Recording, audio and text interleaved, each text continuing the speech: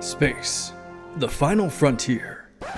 Well, okay, not really. All right, take two. Here in the Mitten State, welcome to Code 47, bringing you all things Star Trek, spanning the quadrants, the best thing since the neutral zone.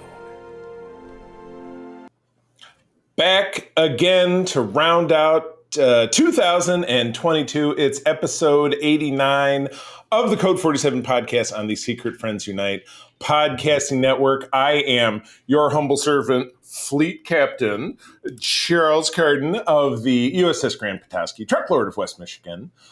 Here, as always, with my stalwart companions and fellow Grand Petoskey crew members, Kay Quinn, Ensign Kay Quinn. Say hello, please.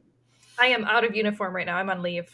Oh, yes, exactly. Yes, and leave on the ice planet of Urapenthe on that Klingon prison planet. Yeah, it is fucking cold. This was a bad idea. Oh, yes. 0 stars. Do not recommend. And as always, my chief engineer, we've switched uniforms, as you can tell. I'm in gold. He's in red. A Lieutenant Junior Grade Peter Stein.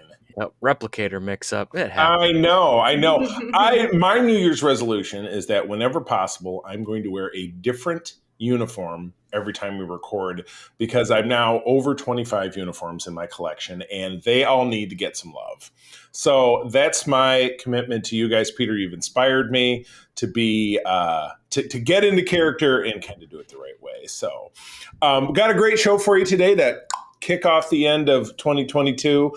We have the penultimate and the penultimate episodes of season 1 of Star Trek PRODIGY. Penultimatizing. So let's jump right into it. I'm going to let Peter tackle episode 2 because I think he's going to stroke out with all the ships. So Kay, I'm going to let you tackle the first segment, episode 18. So by all means.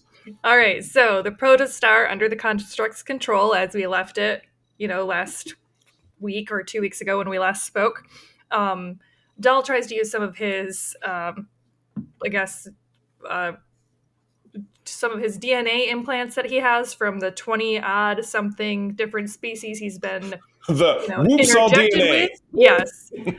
He's a cornucopia of DNA, so they figure, hey, you know what? One of your DNAs is telepathic, so let's see if we can contact Janeway that way. Organian, as I recall. Right. Yeah. There's a little bit of an oopsie daisy, and then Dahl and Janeway actually switch minds, and this is where you really see Kay McGrew just absolutely shine, even with voice work, as she is impersonating Dahl as the mind of Janeway. It's so good. Which was very, very amazing. Oh my God. No, I loved it. Oh, it was great. That was good stuff. Oh yeah. It was just, I feel like this show is just bam, bam. And I can't even wait for the finale. So no, this was a fun episode. We got, note in this episode, and I've mentioned this probably I know I've mentioned it on this show. And I've definitely mentioned it, I'm sure, on over on SFU Prime many, many times. In Star Trek, unlike in Star Wars, the only things that are canonical is what you see on screen. It's always been that way. Maybe it'll always be that way, with the exception of 2 novels from the 90s that were both written or supervised by Jerry Taylor, who co-created Voyager. Background of Janeway, and then the background of everybody else in 2 different novels. And something from that book, which was the name of one of Janeway's sisters, because I think she has 2, made it into this episode. And I thought that was awesome. Phoebe. Yeah. Phoebe. Yeah, because at a certain point, Dahl has to convince hologram Janeway that she is, in fact, Janeway in Dahl's body. So she references a childhood memory to prove to hologram Janeway that she is indeed Janeway. Lots of Janeways. So much Janeway. Too many Janeway. Oops, too many Janeways. There's the name of the episode. Wait, excuse me. Can you ever have too many Janeways? I believe survey says no. So yeah, I would say that this is really coming around with a really solid concept for the show. I still wish that they would have spent a little bit more time fleshing out the animation, because I still say that everything looks weird whenever they have to do like a human. Right. Mouths look especially odd. Yeah. They can't talk right. It's all. I mean, that's a common thing that's an issue with animation. Like the Clone Wars even has that sometimes. But, right. Sure. But this one is like, it's noticeable. Yeah, and that's the thing. You can tell that they definitely styled the animation after the main cast and then did all of like Janeway and any other humanoids or humans secondary. So it just comes across a little strange. Even when they were animating Doll as Janeway, like all of her movements seemed very, very, it was very Doll. Yeah. And I was watching it, I was like, okay, this wouldn't probably look weird if Doll was doing it, but just because I don't know if it's her wireframe or just something felt a little off about it. But as far as the story goes, it's really coming into a cool place. And I mean, I guess, Peter, you can take over from here because by all means. We're on that cliffhanger of it literally flies right into the next episode. Yeah, exactly. Yeah, if they didn't swerve, they would have hit a wall. So yeah. So the penultimate episode is a part 1. Big surprise. Yeah, right. Supernova part 1, episode 19. So at the end of the previous episode, they get surrounded by Starfleet, which is pretty awesome. Not gonna lie. Yeah. Lots of starships. Yep. Lots of starships, and then more later. Figuring that would be something that you two would, because they're like doing all these flashes of right. Like, I mean, there's only like stuff, and I was 4 or 5 classes that are there, but it's still a lot of starships. It's a starship. Oh, look, that's another starship. Oh, right. Yep. Centaur, Sovereign, Akira. Defiant. And even got some names, and I did catch one. Oopsie on there is that, and it was an underside shot. It was actually the Defiant, like Deep Space Nine's Defiant. But when they flashed on the ship, it had the NX registry. That ship was destroyed in Deep Space Nine and replaced by the Sao Paulo, which they renamed Deep Space Nine. But they may have actually given that one the NX number as well, because I feel like they didn't change it. So it's an oopsie that's not an oopsie. It's what in the Marvel Comics parlance they would call a no prize. It's a mistake that you find a way that it's not a mistake. Amazing. Yeah. But anyway, so in the episode we have the Diviner and the Vindicator. And the Vindicator, Sensia. They managed to beam on to the Protostar and basically take it over. The crew fights valiantly, but they managed to initiate the hail to Starfleet just as Janeway frees herself from. Don't do that! Boop! Don't initiate the hail. Oh man! And then everybody answers.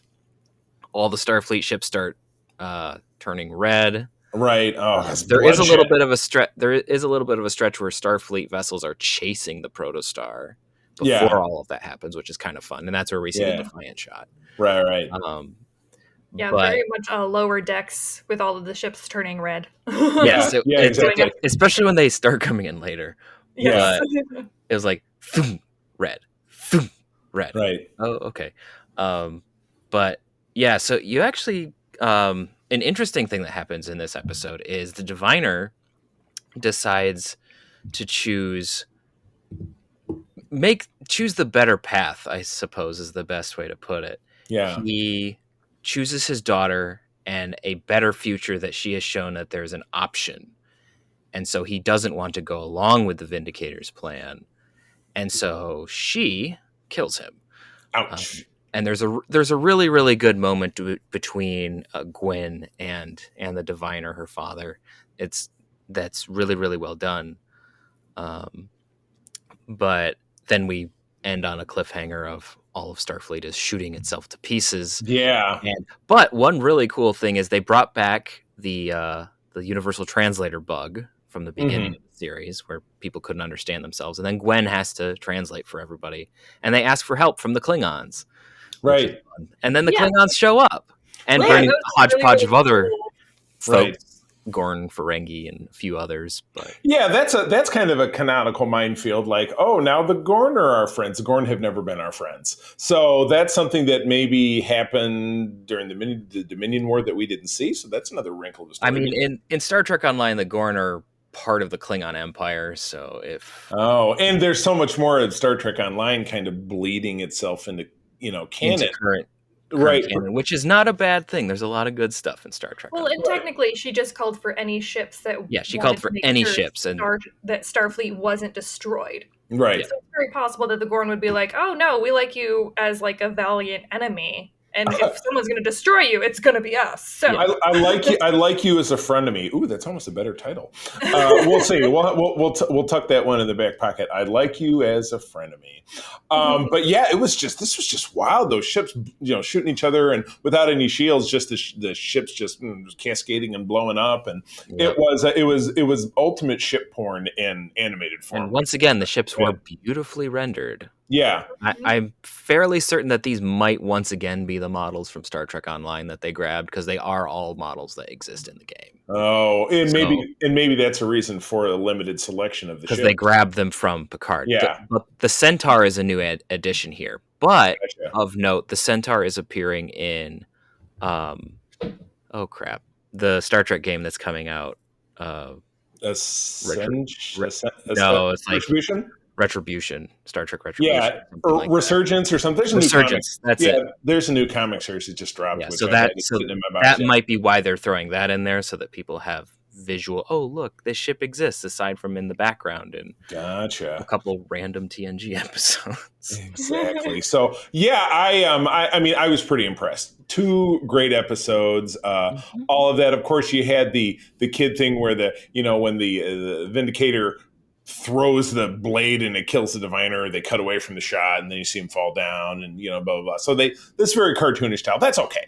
I mean, you can accept that. Frankly, it's still better drama than Star Trek the animated series and all the filmation animation and nothing in there that you could really buy. Katie, if you think you hate TOS, your feelings about TAS would be worth a complete I have episode. seen some of TAS. Oh, have you now? All right. Well, give us.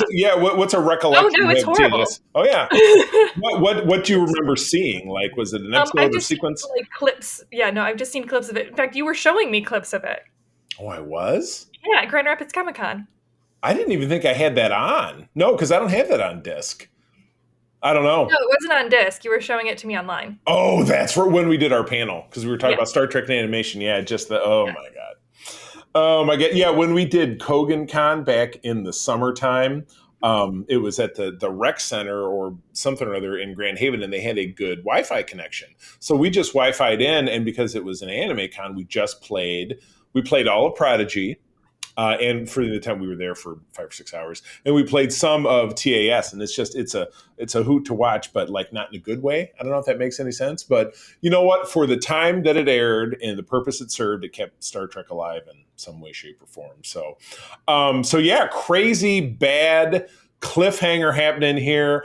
All hope is lost. Ships are being destroyed, people are evacuating, and our crew is like, what are we going to do? So that leads us to round robin bingo finale predictions. What the hell's going to happen? I think they're going to find out that the construct's name is actually Badgie, and that it's just an AI with daddy issues. Oh my gosh, yeah, big time. Pretty on brand. Yeah, I mean, if you, like I said, again, to play it backwards. So this whole thing started, and again, I'm sure we'll do another recap after, of the whole season when, we wrap up next week's show. But in the future, there's a race somewhere far-flung. Is it in the Delta Quadrant? I can't remember if that's where the planet that the Diviners people is from. Not really clear. Because I think that's how, yes, because if I remember correctly, Chakotay went through like a time vortex thing. Yeah. Wormhole. And that's how he ended up where the Diviner was then. But Starfleet had already visited there, and they hated Starfleet, and they had a civil war over it. In the future, because the Diviner and what's her face Vindicator are from the future, from the future. They went to the past to destroy Starfleet before they ever made first contact, because they blamed Starfleet for their people not getting along. Because after first contact, they were split on whether or not to join the Federation, and so they destroyed themselves And somehow that's the Federation's fault. It's just a very Star Trekky kind of issue, it just plays a lot of we can't get along, and so let's blame Starfleet. Starfleet is everybody's ex-girlfriend. A real Boimler moment Yeah. at the booth of him we just want to, you always want to be saving your guys' asses? No, we just want to explore space and do science. Right, exactly. Oh, yeah, and then it got caught up in this. So, all right. So if we were each to pick one prediction, Katie, you got yours. If you have a serious one, that's okay too. But I'll kick it over to Peter. Peter, one thing you think that we're going to see in this finale? Well, we're at least going to see the resolution of the device. Well, I hope so. That would suck maybe we'll be back for a second season. Yeah, we're at least going to see the resolution of that. My guess is we're still not going to have Chakotay. That's going to be season 2. Right. So they're going to have to go find him. They have to go back to Gwen's planet. So right. My assumption is they're going to go to Gwen's planet in the future. In the future, that my thought is that it's going to be something to the tune of the end of season 2 of Discovery. Okay. Where the protostar gets Janeway's blessing and then goes off to where I don't know necessarily if they're going to go into the future, but they are going to go on their way to Gwen's planet to do the unification that the Diviner asked. Got to save Chakotay and the Birdman. Got to be done. I mean, that's going to be in the future, but they're going to go to her planet first, I think, and then maybe do some time travel after that. So gotcha. Katie, do you have a second one? Oh, no, I don't think so. You're going to stick with Badgie? I'll say that by hook or by crook in some fashion, real Janeway ends up on the protostar, and then in escaping or some such, or they find a way to destroy the device and it shoots them into the future. That's back to the planet without the the preamble or whatever it is, or getting back to Starfleet. They leave like the wreckage field of all that, and they end up there, and then they have to deal with the consequences of being there and kind of what that's going to look like. So in the distant past / future / whatever. I don't know, but I got to tell you, with this show, I've enjoyed it. I know, Katie, you didn't start out really enjoying it. You were like, Dal sucks. I just can't. Yeah. And he finally had a really good character moment in this episode. He's evolved. He's got some good stuff going on. So it only took 19 episodes. I know. Well, it's better than it took 2 seasons, because that's what it does for some characters. So, all right. Well, with that, we wrap up talking about Prodigy, and we move on to Part 2 of Star Trek: The Next Generation, Season 3. There you go. The watershed season, starting off with Katie. I feel like I got to give you this first episode because I knew you were going to. Absolutely, you were going to. It is going to be worth the price of admission to listen to you talk about this one. So go ahead and kick us off with episode 8. All right, the price. So Deanna Troi falls in love with a charismatic negotiator who vies for the rights to a wormhole. But several different groups, including the Ferengi, are after the wormhole, as it may be the only stable wormhole in existence. And this was directed by Robert Scheer and written by Hannah Louise Scheer, and aired November 13th, 1989. Oh my God. Where do you even begin with actor Matt McCoy as Devanoni Rao? So, besides the fact that he admits to coercing Deanna into their relationship, and I'm like, this is he's such a fucking coercion isn't consent, you guys. This is really bad. I know. I mean, at least Deanna in the end, obviously not to jump too far forward, finally gets him back. He did have one of the most solid lines. I also really appreciate there were some saving moments. This wasn't a TNG season 2 episode 1 completely. The child. Yes, but I did absolutely want to slap this dude the entire time, because especially when him and Troy are arguing, because we find out like halfway through the episode that he's actually 1/4 Betazoid. His mom was half Betazoid. And that's why he's so good at negotiating, is because he can sense other people's emotional responses. For some reason, he's also like, he tries to play it both ways by saying, no, I'm just being logical. I'm not doing that. I've closed myself off, but now that I'm with you, I can feel and I can love again. And I'm like, yeah, okay. day. Stop it. You said, if he was a cat, you'd be like, Right. So I'm like, and then Deanna's like, I'm in love with him. I'm like, girl, you're just thirsty. It's okay to just want some. It's fine. You don't have to say you're in love with him. You can get what you need and kick him to the curb. It's fine. He's oh not man, you would think in the 24th century, you know, that people would be, especially from someone from a planet like Benzoid, that they would be a little bit more like, yeah, you know, we got down, blah blah, and it's good. It's not, I'm in love with blah blah blah. Blah Oh, I know. blah. Oh my god. Like, just it's fine. It's fine. Just do that. But anyway, so then she and him have this whole like philosophical conversation, as you do in Star Trek, where she's saying, you know, you're not being upfront with folks that you're negotiating with because they don't know that you have these abilities. And he's like, well, you don't tell everyone that you go up against, you know, that you have these abilities. So you're only telling the captain when a dude's threatening to blow up a planet or, you know, attack the ship. She's like, well, that's different because it's life and death. And he's like, right, yours is life and death. I'm just doing harmless capitalist shit and completely de-enfranchising It's entire just business. galaxies. But that's fine because that doesn't hurt any. You know what? I was like, dude, I can hear Jeff Bezos as you're saying this. I'm sure he doesn't think that he's hurting anyone either, and his warehouse workers would largely disagree. Yeah, right. Dying on the line, exactly. Oh, Right? So it's like, come on, dude, you're out this, and also like context. Context is really important. So anyway, and yeah, and even at the end of it, he's like, Deanna, run away with me. I need Oh. you. Blah blah blah. It's I just, you know, and I was 13 when I saw this, and unknown in the ways of socializing. I was my little nerd boy watching, you know, Star Trek. So even it would give pause to think, is this really what relationships are like and the way that people talk to each other? Sure as hell shouldn't be. well, yeah, and especially because the entire time, whenever she showed any type of hesitancy towards him, he was like, "Oh, there's Counselor Troy. That's not the real Troy." Oh, it's such a I was like, gaslighter. dude. God, Yep. that was rough stuff. He is So, what we like to call a scumbag. He a little was, bit, yes. a little bit. And so, yes, Yeah. there was 2 points where he's trying to manipulate Riker by using Troy and basically talking about her like she's an object. Yeah, And he's like, I'm- you could have had her, but now I'm I'm going to take her. Yeah, she's coming And with Riker me. just goes, cool, man. If you can make her happy, more power to you. That sounds great. And dude is totally floored because, you know, Riker Right. respects women on rare occasions. Who knew? Yeah, it's a matter of degrees.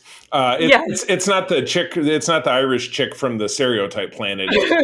Well, that was also Washing. season 1. So Yeah. Yes, Right. Riker season has 1 it is a all. special kind of special. Oh, Yeah. no, you're thinking No, of that was you're season thinking of 2. that planet dominated by women. Angel 1. That was the woman who Okay, like season 2 also has some special kind of special going on at certain points. Season 3, Riker's where it gets better. He We're does. fine. He got woke. He got his shit together in season Yes. 3. Well, he wised up.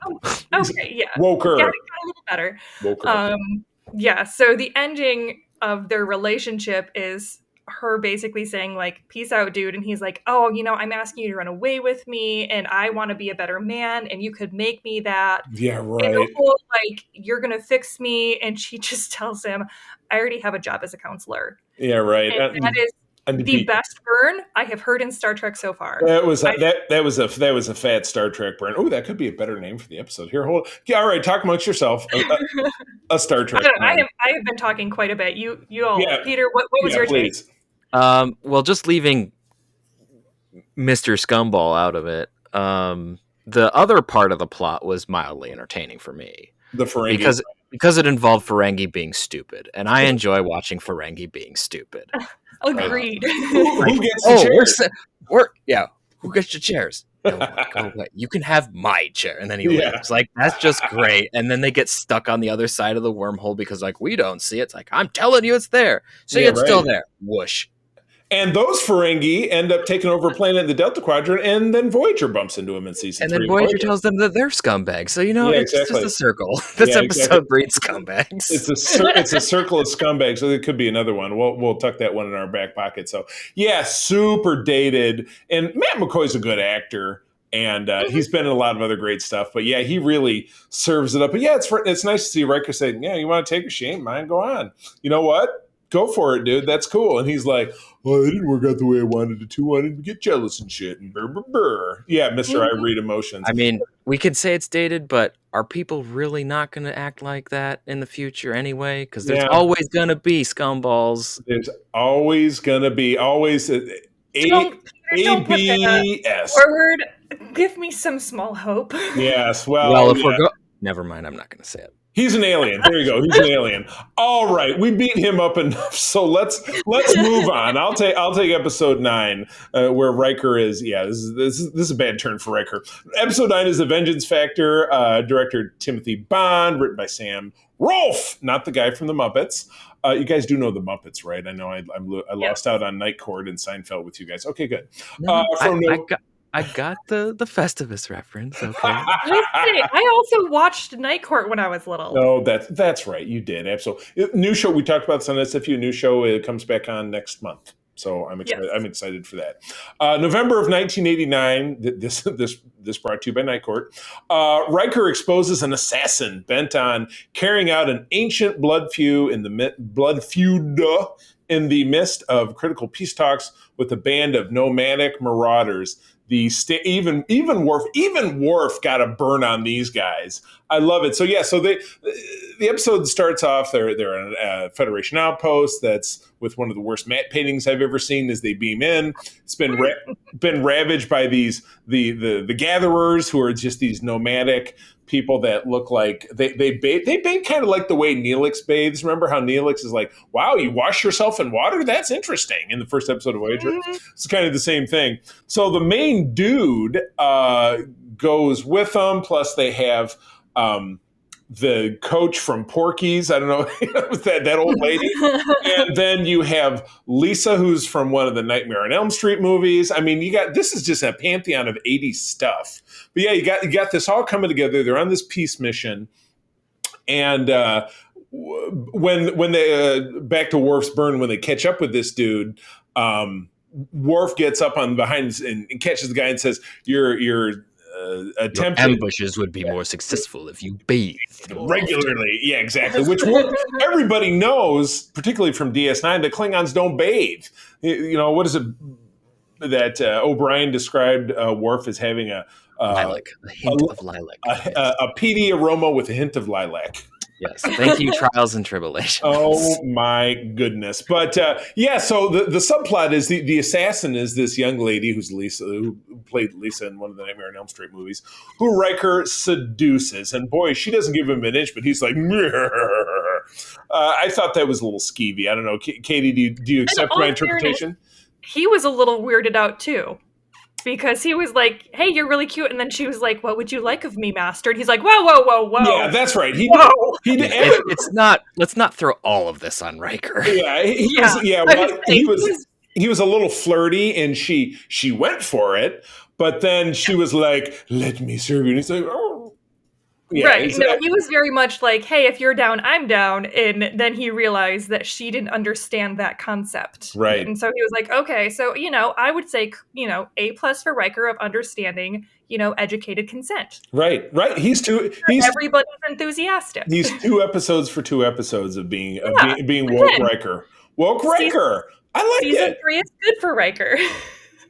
Nah. Woke Riker. I don't like that title, not at all. All right, we'll keep it moving. We'll see if we can't agree on something else by the time we get done. But anyway, yeah. In the end of it, Riker has to make the ultimate sacrifice because it's found out that Lisa from Utah, Lisa from Nightmare on Elm Street, turns out that she's an age-old assassin who is programmed with a rhinovirus that will just kill certain of the gatherers who are part of this clan that killed everyone in her clan like 100 years ago.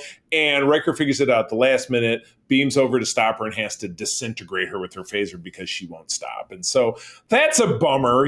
That's kind of a thumbs down for his love life. I was confused as to why he just didn't try to stun her. He just kept hitting her with He kept upping the beam to be more dangerous, and she wouldn't get stunned. Like he kept raising the level, and she was genetically modified in such a way that she could absorb the energy somehow. They don't really clarify it. Yeah. Right. Ultimately, Star Star Trek mumbo jumbo. It was Yeah, one of those, we want to show someone get vaporized. Yeah, and have it be Okay. super emotionally painful for Riker. So here you go. Again, known her for like 2 days. Can't Right. be that emotionally, probably hurt killing anyone, I would say. It's more of the fact of having to kill someone versus Right. it being someone Right. that, But the 2 is days, I mean, it was the same thing with Troy in the last episode. She was like, I love him. I'm like, Oh, yeah. you had one really weird date with him in your quarters where he's like, you're not eating. I'll pick you up and take you to the bedroom. But, I don't want to reflect on just how gross I think he is. Why are you bringing this up again? I don't know. We left him in the past. Right, exactly. Leave him alone. Leave him back in 1989. We We don't want to bring him up again. Put him back on the shuttlecraft, but I don't know.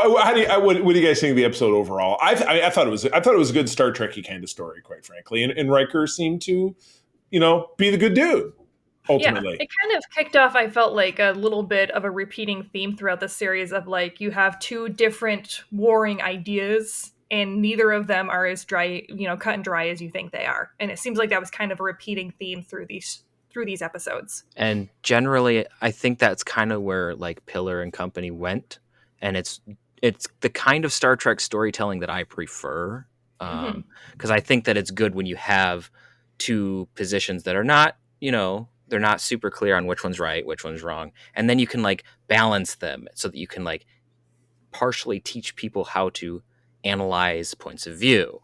And that's something that doesn't happen a lot with, is like writing in earlier TNG didn't do that very well. Yeah, not at all.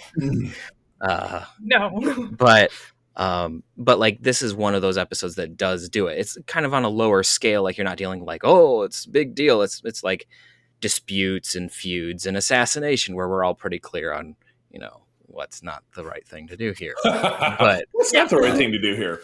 Yeah. The area is not gray. So yeah, I thought it was pretty cool. All right, moving into this next episode, I'm going to steal this one too. I'm sorry, because this is one of my absolute favorites. So I'm going to jump right on in there, and then you guys can finish out the rest of them. I'll be quiet. But episode 10 of the season is The Defector, directed by Robert Scheer, written by the spectacular Ronald D. Moore. Just this week, April and I decided that we're going to Star Trek Las Vegas in August, and Ron Moore will be there, which is what made me think. Nice. I hate Ron Moore. Obviously, in the last segment, he gave us The Bonding, which was the Klingon episode. Klingons became his thing from his run from here on to DS9. And then, of course, he made Battlestar Galactica. I'm super fired up to meet this guy. Might even get an autograph. And I swore I'd never get another autograph from somebody after I got my Captain Pike and my Riker. So anyway, this was the first episode of the 1990s, aired the week of January 1. Determined to avert a war, the Romulan officer defects to warn the Federation of the Empire's invasion plans. Oh, I mean, I could watch the cold open of this. First of all, really great recreation of Data doing a Shakespeare play. Is that King Henry? It's Henry V. Henry V. I took a Shakespeare class in college, but that was it's Henry V. Fuzzy for me. And I appreciated that Patrick Stewart was one of the dudes he was talking to. Totally, yeah, that was awesome. Yeah, there have been a lot of beauty shots of him in makeup with Brent Spiner, like a little side shot of him, and that makeup was pretty effectively. He ordinarily wouldn't have known without a good look, but. Yeah, the cold open with the Romulan ship, and then coming back from credits, the ship flying right at you, shooting at the little scout ship. Ooh, this is one of my favorite ones to watch, and I really liked it. The Romulans are back in full force, really for the first time, because again, as we talked about in the last segment, Romulans big in TNG. Because back in the day, the ears were too expensive, where now the Klingons, the foreheads are too expensive. So we see a hell of a lot of Romulans, and this really opinions. It's a very big Data episode. It's very analytical and kind of apropos to what we're seeing in Henry V as far as the determining the captain walking amongst his crew and things of that nature. So anyway, that was my big burst. Peter, you take over, please. Well, this is a great episode. We see what's his name? James Swoyan. Yeah. Coming back as another character. He shows up regularly, and that's good. So we have him pretending to be not who he is, Admiral Jirac. He pretends to be Satal. So there's a lot of like back and forth and subterfuge, like the Romulans are known for, and Right. secrets. And then it's to get like, I have secret information, and it's like pulling teeth. It's like, do you Right. want to tell us or not? I don't, and I blew up my ship because he timed his ship to blow up and stuff. So yeah, he's not really on the up and up. He's hard to believe. Yeah, but that's understandable for a Romulan, especially Right. when it's like he's one of the top commanders Right. in the Romulan Navy. But I do like how there's like an exploration of patriotism, an exploration of like what it means to be in command and care about who you're commanding. Because you see that like Admiral Jirac, he's concerned about Romulus. He doesn't want a war because people will die. His people will die. Mm-hmm. It ends up being like, a Gestapo like test where they're like, we're going to put this out here and see who runs with it. And he did. Right. Yeah. Whoops. But like there wasn't really a plan. Tomalak, ha ha ha ha. Yeah. Trapped you. It was me all along. Yeah. Like, listen, the mustache. Exactly. So like, but there's a lot of good stuff going on in this episode where you see all of that, and there's an exploration of those themes. Yeah, and I think it shows like Picard, in the immediate point of seeing that there's much more to the Romulan empire, and it might not be quite as stable as the Romulans would want you to believe. Yep. And you also had some just really amazing moments, that were very heartbreaking as he's standing on the bridge and realizing that he was basically duped. And he's like, I did all of this. I lost everything. Right. I did it for love of my people, and now I'm damned for it. And my people don't love me back because look what they did to me. Yeah, exactly. Yeah, and then he ends up, offing himself because he's so... right. I wouldn't necessarily say he's ashamed. That's part of it. But he's heartbroken that he cannot go home. Right. Hopelessness. Yeah, exactly. Yeah, I mean, because the only thing that was driving him forward and the only thing that was, made his sacrifice valid in his mind was knowing that he was, doing it for the good of Romulus. Mm-hmm. Yep. As, all of, the military believes. And then when he realized that he wasn't, or that there wasn't any reason for him to do that, then, he lost his will to live, which was completely understandable from his perspective. Big time. And also he decided he needed to remove himself lest he become a threat to Romulus. So there was a double edge there going on. Right, right. Yeah, very, very complex characterization. And again, just an early gem from Ron Moore. So, I love it. All right, Katie, your turn. Episode 11. All right, we have The Hunted, that was directed by Cliff Bull and written by Robin Bernheim, and it aired January 8th of 1990, and a genetically modified soldier reveals the social problems in a world hoping to join the Federation. Roga Danar, get the fuck out of my face. Spoiler's hero, Roga Danar. I know, I'm sorry, I couldn't help myself. Yeah, and this one, this guy pops up. They keep trying to find him, but they can't see him. His life signs can't find him on any sensors. No life signs on any sensors, Captain. So Data ends up kind of outsmarting him. They capture him. They put him in the brig. And then you end up with some really interesting back and forth with not only the soldier in Troy, but also the soldier in Data. And it's once again showing how they're really doing a great job in this season of utilizing Data as kind of a foil, with using his innocence and his naivety, but also his intelligence and his ability for speculation and for questioning to really mirror back the problems and kind of moral quandaries that these characters are going through. And so it was a kind of a obvious examination of PTSD, and I think the way that a lot of soldiers in the US military come back, obviously they're talking about PTSD and their inability to just reintegrate into society after they're shown there's either enemy or friend, and there is no in between, and you have to always be on guard.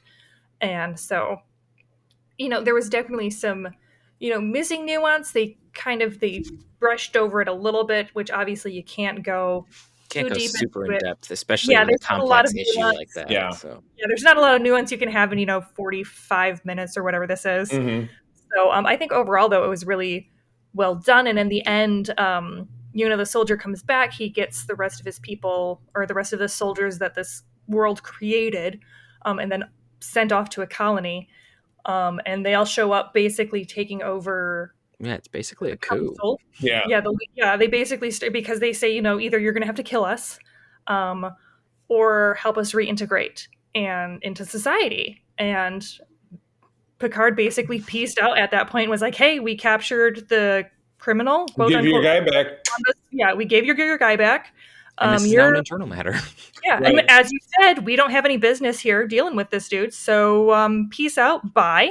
Right. And A once matter of you internal finish it security. out, Yeah. then you can call up the Federation again, and we'll be happy to review your application. If you survive the night, wink. Yeah, exactly. Yeah.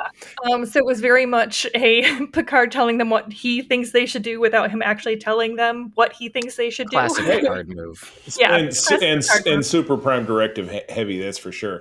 Yeah, I mean, we're wedged in the middle of several episodes that tackle what Star Trek does best, which is taking on the big moral social issues of life in general, some things that are absolutely timeless. I mean, and the mental health of our veterans here in this country is abysmal. I mean, it has been for, since going back to, in particular, the Vietnam War, vets coming home and, having, people spit in their face and call them a baby killer and just hating them for fighting the wars that maybe Vietnam's not a great example, but fighting the wars that we need them to fight. This obviously takes it to an extreme beyond that. This guy was made into a super soldier. It would be like if Captain America went off to fight, Thanos and his minions, and then when he came home, they're like, we're just going to have to lock you up because your PTSD is so severe. And this aired very close to the beginning Desert of the Gulf Storm, War, Yeah, not that far off, which happened later in 1990. So it was definitely very salient, certainly years later in reruns. This was great. Like I said, Picard did kind of what he did best. Apart from the issue, I love the little exploration of the ship we got. A lot of crawling through Jeffrey tubes we haven't seen before, and this is on that deck. Rigging transporter console. Yeah, exactly. This guy fighting Worf and throwing a bunch of containers on him, which worked out for Worf this time. But in season 5, Worf versus a container won't work out so good when it breaks his back. Ouch! I like when Geordi's like, how many security, deployed, or did you deploy? And they tell him, and he goes, just send more. Yeah, just double it. And Troy is his advocate. She's like, Counselor, it took 5 men to subdue him, and he took about half the transporter room with him at the same time. So it's not like he's all warm and cuddly, like he's, Snuggly Bear. He's this dude's a trained killer, but still somehow very charismatic. So I would love to figure out. I'd love a follow up on this episode. Whatever happened there on and I'm forgetting the name of the planet. The Rogadar Angosian. Angosia 4. I'd love to see Angosia. if he's running the joint, and maybe that's somewhere where Boimler needs to go visit. Angosia 3. I'm sorry. There you go. 3, 4, whatever. So, well, hey, I mean, the leader did end up running a farm later on, because that was the guy from Babe. Well, and there was also Zephyr Cochrane. That's actor, James Cromwell, who's Zephyr Cochrane in First Contact. And he also plays the alien who tells Worf that his family's at a Romulan concentration camp. Exactly. This guy gets around and has a lot of different makeups. It's impressive. And it's great. He's fun. He is a fun guy. In real life, he is a social justice advocate who's been arrested a bunch of different times, like outside nuclear power plants and stuff. So, that is so cool. I did not know that about him. You got it. All right, he's a go ahead. Social justice advocate. Charlie just said, who's been arrested for protesting, like outside of nuclear power plants and stuff. Interesting. I know, you wouldn't have pegged it. It's kind of crazy. All right, next episode. Who's up? Oh, Peter, I think this is you. Yeah, that's my first episode. So The High Ground, episode 12. Dr. Crusher is kidnapped by terrorists who need medical assistance as the technology employed in their attacks is detrimental to their own health. Whoops. Womp womp. I hate it when that happens. So this is the Routian Trajector. Oh, yes. Subspace folding technology, if anyone cares. But Sure I care. Can't you tell? I'm sure we have plenty of listeners who do care. Somebody out there. So, so this episode, yes, we kind of get another one of those like Florence Nightingale effect or whatever. Right. where Dr. Crusher kind of falls for her kidnapper. Right. The Stockholm syndrome. I believe that's just called Stockholm syndrome. Yeah. Well, she's also their doctor, so there's kind of a weird combo there. There's a lot of weird emotions, but there's a lot of weirdness going on there. But so basically, the Federation is here to like check. It's kind of like the previous episode where they're like checking in on someone who might join the Federation potentially, and then they're like, "Oh, well, we're here," and then the cafe gets blown up and Dr. Crusher gets taken captive. Right. And yes, they are suffering from their internal organs being destroyed by this trajector, and so I hate it when that happens. Yeah, so they need Dr. Crusher to help fix them, and she's basically like, all I can do is really like make you feel better. Like if you use this more, you're just gonna die. Well, I don't like that answer. I'm gonna keep doing it. And then he decides to keep doing it. Is literally unraveling, so there's nothing I can do. Yeah. Yep. There's nothing she can do, but she does take the time with the supplies that they stole from the Enterprise to help the rest of his people. One thing that I really do like about this episode is how it ends. Not necessarily like, oh, the terrorists and blah blah blah, but I like how it ends with like the kid who points the gun at the leader of the police force, and then Dr. Crusher is like, no, put it down, and he does, and then he gets arrested, and it's like, oh, whatever. But then it's like, well, they'll never change, and she's like, well, no, he did put his gun down. Right. There is change here that you guys just have to see each other as rational beings. You can't just see it like these are terrorists and you can never negotiate with them and they're awful non-people. Gotta kill. Yeah. It's Riker who says maybe this starts with one little boy putting down his gun. Yep. That's the line. That's just a really good line. Right. And so it's one of those that I really like because people may be opposed to each other, sometimes violently. Mm-hmm. But you have to realize that there's a lot going on both sides because you see both sides. And again, this is where the writing in season 3 is good, where you have the one side, the police force being like, they're causing people to die, they're causing destruction, they're causing social upheaval and chaos, which are concerns, yes. And then you have the flip side where you have them of, well, we're being oppressed and like we're dying, we're not getting enough care, we need to take care of our people, and we need to rise up because the government isn't taking care of us. Again, legitimate concerns. So the fact that they're putting them both out there and you're like, okay, I see where you're coming from, but the fact that these two groups don't see each other as valuable is something that I think is especially poignant right now, where you have sides that like, I don't see the value in what you're saying, I don't see the value in you. And so here's Riker and Dr. Crusher being like, okay, you need to take a step down. This kid lowered his gun. There is some humanity there. Right. There's you hope. might not want to see it, but there is some humanity there that's worth you trying to preserve and to interact with, because this is another person, not just the enemy. Right. Going both ways. And that's one of the really, really, really nice things about this episode. And I think that the title is rather fitting, where both sides think that they have the moral high ground. Right. And they're both wrong. Right. So, not the high ground like, Obi-Wan and Anakin, but yeah. Quick sidebar about this episode, because Peter blew through the details.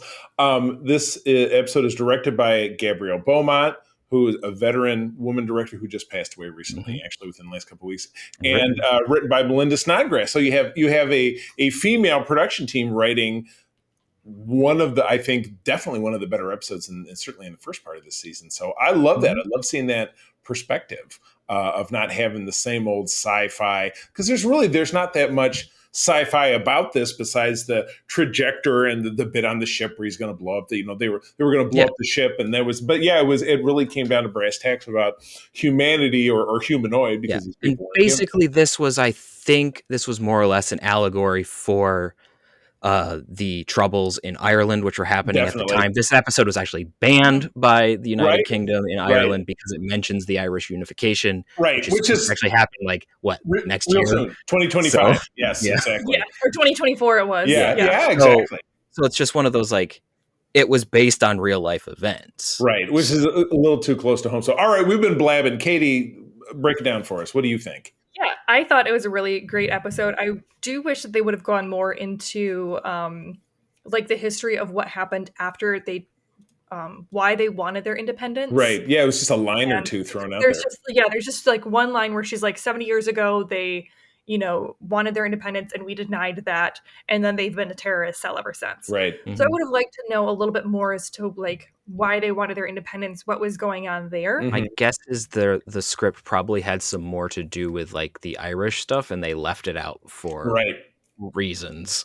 Right. Yeah. Yeah, because it could have And been that's- exactly the same Northern Ireland, this little chunk of my ancestral homeland occupied by the English, and they don't Right. want to go. Yeah, so I would have liked to see a little bit more about that. I did think the kind of like pseudo romance between the lead terrorist of the terrorist cell and That- and Dr. Crusher. Yeah. Dr. Crusher. There we go.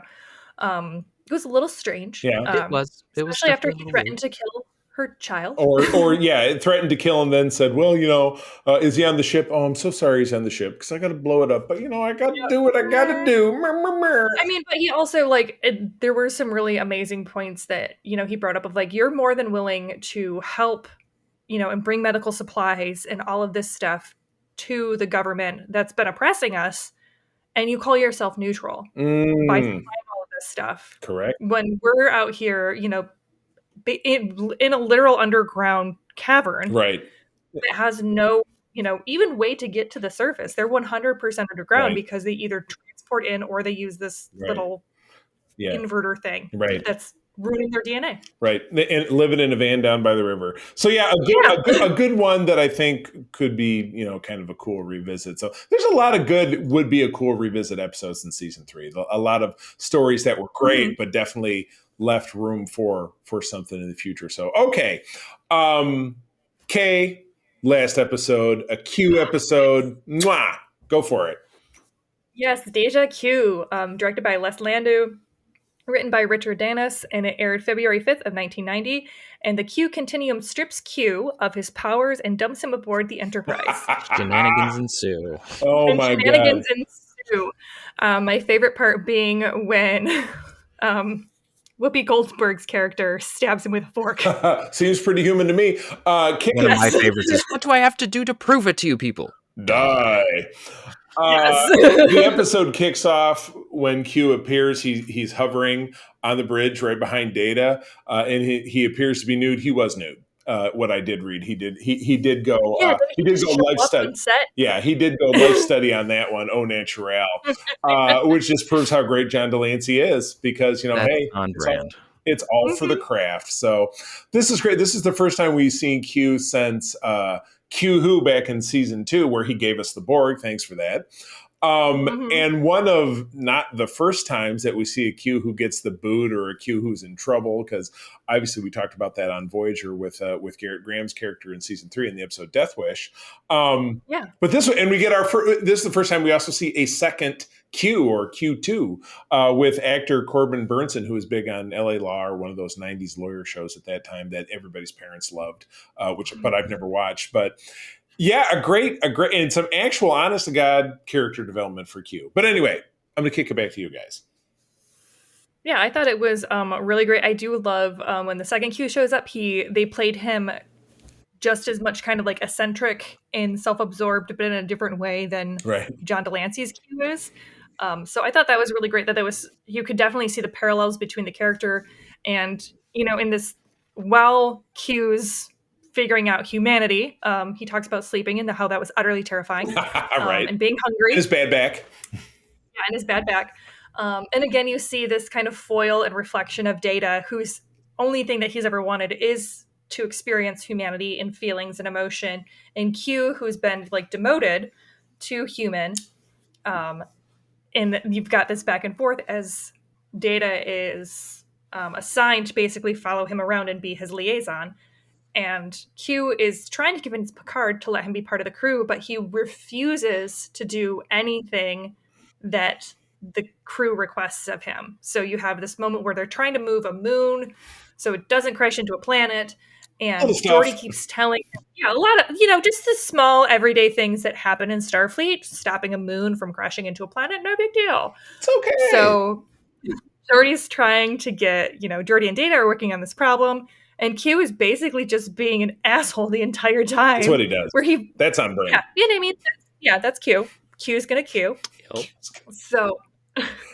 So he shows up and at one point just flat out asks Data, who does he think he is giving me orders? Talking about Geordi, and Data just, matter of fact points out, like Data does, he's in command. So of course he's giving you orders. That's his job. So again, it was just really great, development. Q ends up going back to the continuum because he tries to sacrifice himself so that they can move the planet or move the moon so it doesn't destroy the planet, because there's other aliens that are after him because they found out he was human and now they're trying to kill him. And so that's the whole thing. Right. As you do. Right. Yeah, exactly. It's natural. You gotta do what you gotta do. And so Q gets his powers back at the end, and he does the great, I feel like celebrating. He does the mariachi band, and then he snaps his finger, and Riker's got these two buxom women on his arm, and he's like, I don't need your fantasy women. And Q's got this great, Riker, you're so stolid. You weren't like this before the beard. Yes, that was a very good line. Oh my gosh. And then he gives Data an uproarious belly laugh, which has been an inspired meme now throughout the history of memes and gifs, is the laughing everywhere. Yeah. So a great episode. Peter, your thoughts? I love this episode. It's got so many just laugh out loud, greatly stupid moments. You do. You end up like Data at the end, laughing out loud. LOL. Yeah, it's an amazingly great episode. I don't know that there's much more to say about it other than like we had some Q character development. We had everyone getting frustrated with Q, which is always fun. And it's one of the best Q episodes. It's just silly, but it has some heart, and those are really the good Q episodes. Right, and moves Q forward as a character, as opposed to him just being nefarious or giving us the Borg or trying to tempt. Q is a good episode. Yeah, absolutely. But he's maniacal in that one. He's not fun. He's not exciting. He's just a big jerk. Where in this one, it's one of those like at the end of South Park, and I learned something too. There you go. But this is like where we see more of the playful, goofy side of Q. Right, yeah. Exactly. I should have said Klingon. Yeah, exactly. Romulan. Like, there's just lots of just goofy stuff, and it's so great. Exactly. Mm-hmm. It's one of the reasons where it's one of the episodes where I started to be like, I really like Q. Yeah. I know that other people hate Q because he drives them up a wall, but I love Q for this episode particularly because it's just so fun. Exactly. Yes, very much so.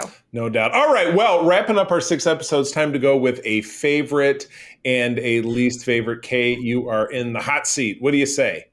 Oh, geez. I'm probably going to be the same as a lot of you, which was Deja Q. It's just like we're talking about it. It's just a great episode. And I can't say, like, especially out of this batch, even though there were a lot of really good ones in this batch. Yeah. Just watching John DeLance's portrayals and how playful he is with the character, and just his line delivery is just amazing. So anytime he's around, it's just a lot of fun. Yeah. And what about a stinker? This is gonna be an easy one.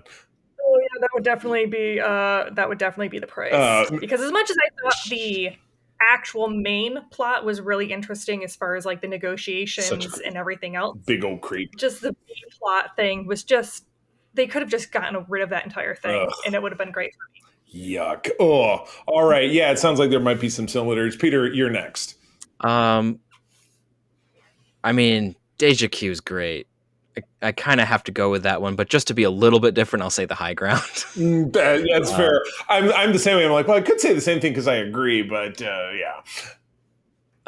So it's just, I just really like all of the complex stuff going on in that episode. Right. Yes, the romance between Crusher and what's his face is just a little weird, but as long as you just kind of ignore that, ignore the vibes. The rest of the episode is really, really good. Right. Stinker, the price. Again, really, you think Captain Creep is just exactly Mr. He's like a creepy sorority guy in an 80s movie. He's like Ted C. McGinley's character in Revenge of the Nerds. That's who he is. Oh my Haven't God. seen that movie. Don't get that reference, but Oh, okay. Jesus Christ. Oh my God. Okay, so I will also, Katie, back me up here. Are you familiar with Revenge of the Nerds? Am I on an island here? I have seen it once. It's also Did not super inappropriate. really appreciate it. No, there's nothing to appreciate about it. I agree with you. I'm going to go with, while I love Deja Q, I'm going to stick with The Defector, which I said is one of my absolute favorites. Love seeing the Romulan intrigue, love seeing, the heroic character who's double-sided. In the end of it, his heroism is for naught. And I love seeing that dichotomy. And of course, I hate the price because of creepy, rapey, jackass Devanani Rawl. Put a pin in it. It's done. It's a three-time loser. So Yeah, this is the 3 X's on. Yeah, exactly. Yes. Britain's Got Talent or whatever. Yeah, crossing out the eyes. Yes, 0 stars. Do not recommend. Oh, all right. And with that, our next episode. This was our last episode of 2022. So you got. Oh, here's something fun we can do. What was your top Star Trek moment of 2022, Katie? Oh gosh. Being on a panel with you and April at Grand Rapids Comic Con. Oh, blushing, Peter. I'm trying to remember if it happened this year or not. It's been a while. I have to check something. Well, Charlie, you go. Charlie, you go first. first. I have to date something first. Delay of game, because I was going with something Star Trek early, but for me, it was also Grand Rapids Comic Con. We had an incredible show. We raised $1,100 for the Make-A-Wish Foundation, which was amazing. We made a lot of great friends, and we helped the chapter grow. And I think we set it was really a show that set us apart. I do have an addendum, actually. Yes, please. The Doug Jones interview. Oh, shh, nobody knows about the Doug Jones interview, and it's a secret. It's a secret. I'm kidding. It's the worst kept secret. It's the worst kept secret. I mean, maybe my favorite moment might be coming up, so I can't. Oh, okay. All right. It's still happening. It's still happening in 2022, though. But my favorite one that has happened 2022. past tense is I got to do a lead voice role in a Star Trek fan production. So what? that was fun. We want to hear this. Is it out already? Oh yeah, it released in January. I think I mentioned it, but maybe not. So I don't know. Well, it's on Starship Excelsior. If I haven't plugged this enough, you have, but you'll get a chance to plug again after Katie reads the outro. Yes. So you can find us online at secretfriendsunite.com for all of our episodes, additional content, and bios of all of our SFU Network stars. You can hit us up on Secret Friends U, or you can hit me up at QT Geek, and that's Q_T Geek, Petros Aquinas, and the C3 on Twitter, and let us know if you're enjoying or what you're enjoying about the Trek world. You can also find us on all of our Apple podcasts or find us on Spotify under their podcasts. There you go. That's not actually the part I wanted you to read, but you know what? It's great that you read it. For more information about Starfleet International, please visit Graham Petoskey on Facebook or Twitter. Katie told you where to find her. You know where to find Peter. You can find me where she had said. You can also visit, obviously, the Graham Petoskey at our website. We also have a great Discord server for our members, which is really blowing up, and it's super exciting. And 2022 has been great. And if you're listening to our network earlier this week and you heard my little Christmas message for Holocron Chronicles because my partner Mark was out sick, we've got some really, really, really big stuff planned for 2023. So buckle up. You're just going to be getting more of us, for better or for worse. Friends, thank you as always for joining us. I'm going to tell you that sharing is caring, and to keep on trekking. And wherever you go boldly. peace and long life. This podcast is part of the Secret Friends Unite podcasting network. Visit secretfriendsunite.com for more great shows, articles, news, reviews, and more. Secret Friends Unite podcasts are available on Apple, Google, Spotify, and other podcast services around the world. If you'd like to be part of the conversation, you can join us on Facebook or our new Discord server, or follow at Secret Friends U on Twitter. Please subscribe to Secret Friends Unite on YouTube and visit our merch store at tpublic.com. Just search Secret Friends Unite. Thanks for listening.